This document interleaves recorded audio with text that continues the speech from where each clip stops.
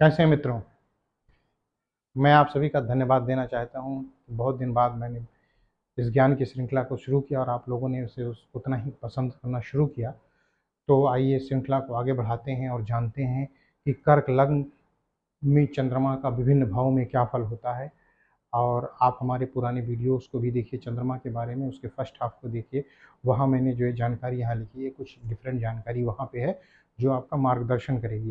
तो ज़्यादा विलंब न करते हुए एकदम से शुरू करते हैं।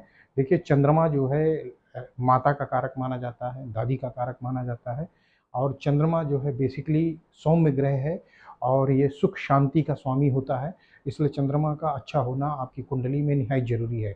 मान लीजिए आपके पास सारी सुख सुविधा हो, आप पैसे वाले हों, गाड़ी हो, घोड़ा हो, नौकर हो, चाकर हो, लेकिन घर में कलह रहती हो, तो इसका मतलब आपके घर में सुख शांति नहीं है। सब कुछ होते हुए भी आपके पास कुछ नहीं है।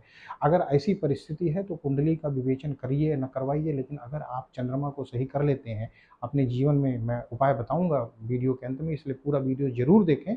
अगर आप जरा सा उपाय कर लेते हैं तो आपका जीवन बदल जाएगा। और चंद्रमा को माँ का दुलारा माना जाता है। अगर आपका चंद्रमा अच्छा है तो आपकी माता जी आपको बहुत पसंद करेंगी। इसके अलावा चंद्रमा को पूर्वजों की सेवा की शक्ति भी देते हैं, ऐसा लाल किताब में कहा गया है। इसका मतलब जैसे जो कुछ लोगों को आपने देखा होगा कि अपने जीवन में वो अपने पूर्वजों के प्रति बड़ा अनुराग रखते हैं, बड़ा प्राउड फील करते हैं कि मैं इस फैमिली से हूँ, और वो जो है अपने कुल खानदान के रीति रिवाजों का पालन करते हैं, उसके प्रति बड़ा वो सम्मान का भाव रखते हैं। तो उनका भी चंद्रमा अच्छा होता है। और लेकिन कुछ लोग ऐसे होते हैं कि जो अपने पिताजी का ही मजाक उड़ाते हैं, उनके अंदर एक असंतोष रहता है कि उनके पिताजी ने उनके लिए कुछ नहीं किया या उनके परिवार ने उनके लिए कुछ नहीं किया। उस स्थिति में उनको अपने चंद्रमा का जो है बलाबल और चंद्रमा का प्रभाव देखना चाहिए। चंद्रमा बेसिकली दयालुता और नम्रता का प्रतीक है।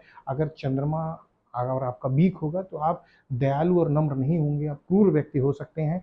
और अगर आपका चंद्रमा वीक होगा तो अनिद्रा, मानसिक चिंता, आपको सर्दी, श्वास संबंधी रोग, पित्ताशय की पथरी, ये सब आपको हो जाने की संभावना है। तो बेसिक सा उपाय, अगर आपको कुछ नहीं आता है तो आप शिव जी की आराधना करिए, जिससे आपका चंद्रमा अच्छा हो जाएगा। विशेष और विशिष्ट उपाय जो है मैं इस वीडियो के अंत में बताऊंगा। तो अपनी कुंडली खोल लीजिए। अगर आपकी कुंडली में यहाँ चतुर्थ 4 लिखा है, 4 नंबर आता है यहाँ पे, तो इसका मतलब आपकी कर्क लग्न की पत्री है।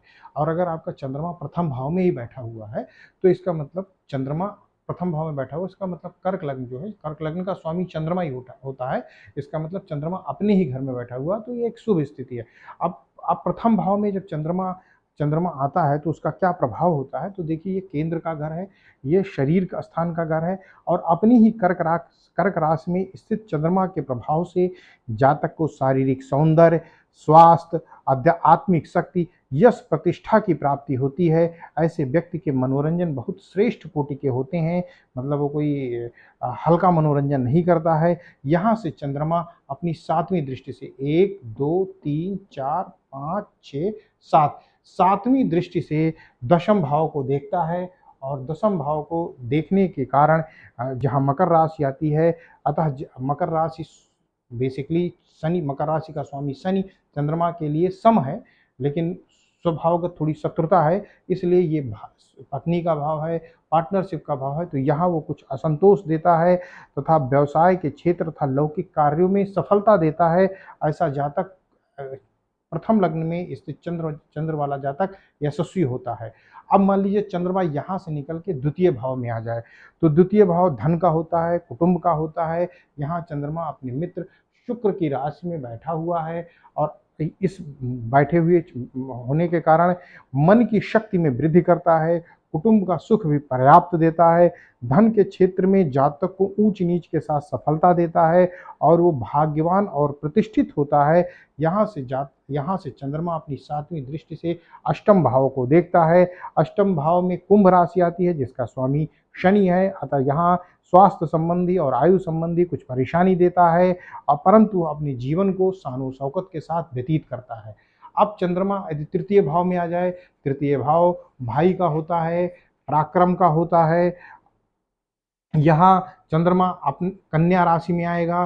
कन्या राशि का स्वामी बुध होता है, जो चंद्रमा का स्वाभाविक मित्र है। इससे जातक के पराक्रम, चंद्रमा के यहाँ बैठने से जातक के पराक्रम में वृद्धि होती है। यहाँ से चंद्रमा अपनी 7वीं दृष्टि से मीन राशि को देखता है। मीन राशि का स्वामी गुरु है और गुरु जो है चंद्रमा का स्वाभाविक जो है मित्र है। अतः जातक के भाग्य एवं धर्म के क्षेत्र में उन्नति होती है।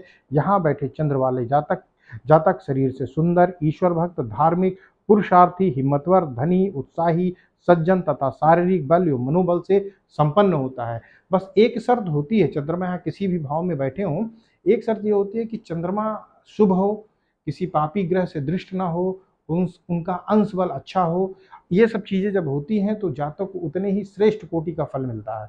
लेकिन अगर वो मान लीजिए किसी पापी ग्रह से दृष्ट है, उसका अंश बल कम है, तो उसके शुभ प्रभाव में कमी आ जाती है, और अगर वो अशुभ हुआ तो उसके अशुभ प्रभाव में वृद्धि हो जाती है। बस यही होता है। अगर चंद्रमा चतुर्थ भाव में बैठा हुआ है, जहाँ तुला राशि आती है, तुला राशि के स्वामी शुक्र होते हैं, और काल पुरुष की कुंडली में 1, 2, 3, 4 चतुर्थ भाव का कारक जो है स्वाभाविक रूप से चंद्रमा ही होता है। अगर चंद्रमा यहाँ बैठता है तो उसे दिग्बल प्राप्त होता है।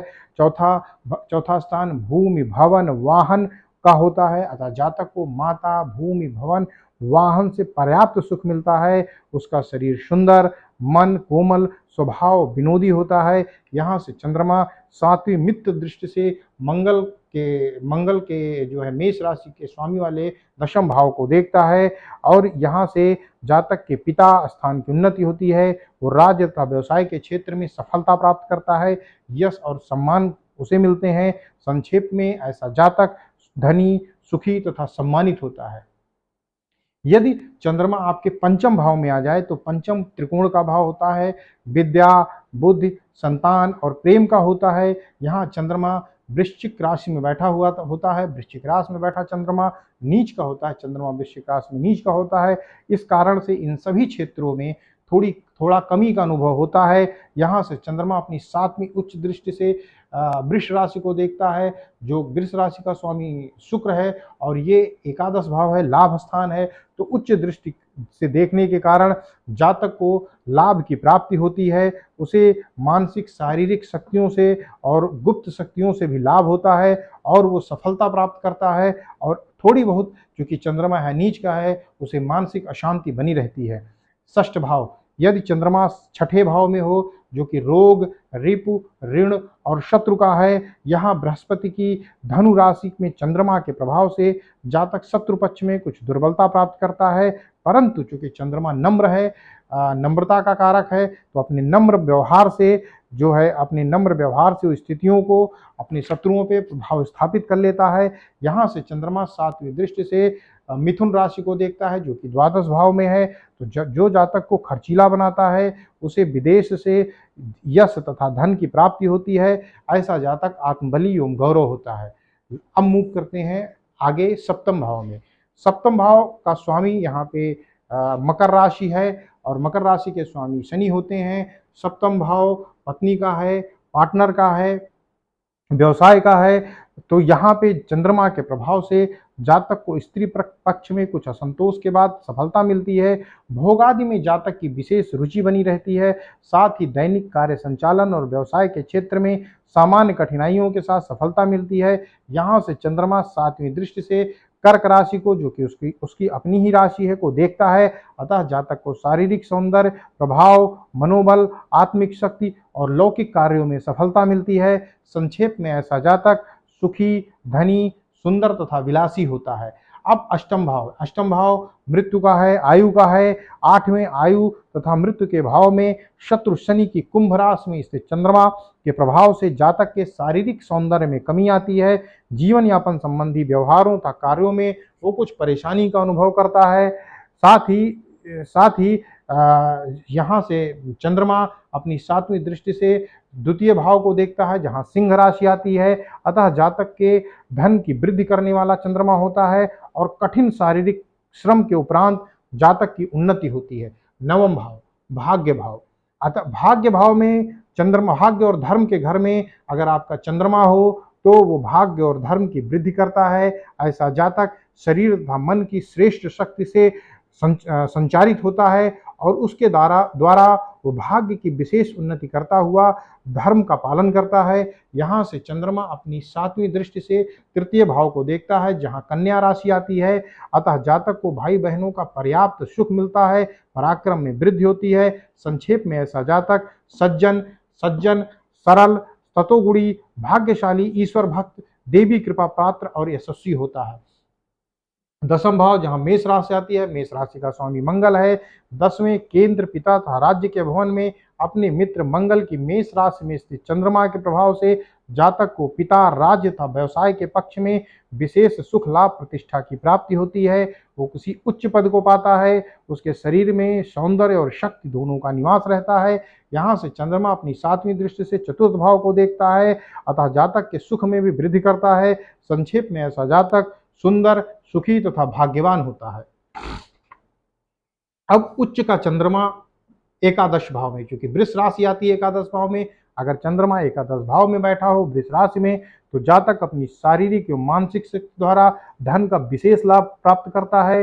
वो शरीर से सुंदर, स्वस्थ होता है। यहाँ से चंद्रमा अपनी 7वीं नीच दृष्टि से पंचम भाव को देखता है। ऐसा जातक को संतान तथा विद्या बुद्धि के क्षेत्र में कुछ कमी रहती है। ऐसा व्यक्ति अपने लाभ के लिए थोड़ा कठोर वाणी का भी प्रयोग कर सकता है, परंतु ओवरऑल एकादश में बैठा चंद्रमा कर्क लग्न वालों के लिए उत्तम फल ही लेके आता है। द्वादश भाव जो कि व्यय का भाव है, व्यय भाव में अपने मित्र मिथुन की राशि में स्थित चंद्रमा के प्रभाव से जातक खर्चीला होता है।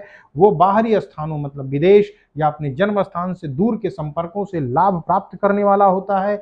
यहाँ से जातक 7वीं दृष्टि से षष्ठ भाव को देखता है, जो रोग, रिप, ऋण, शत्रु का है, और यहाँ पे गुरु की मीन राशि आती है।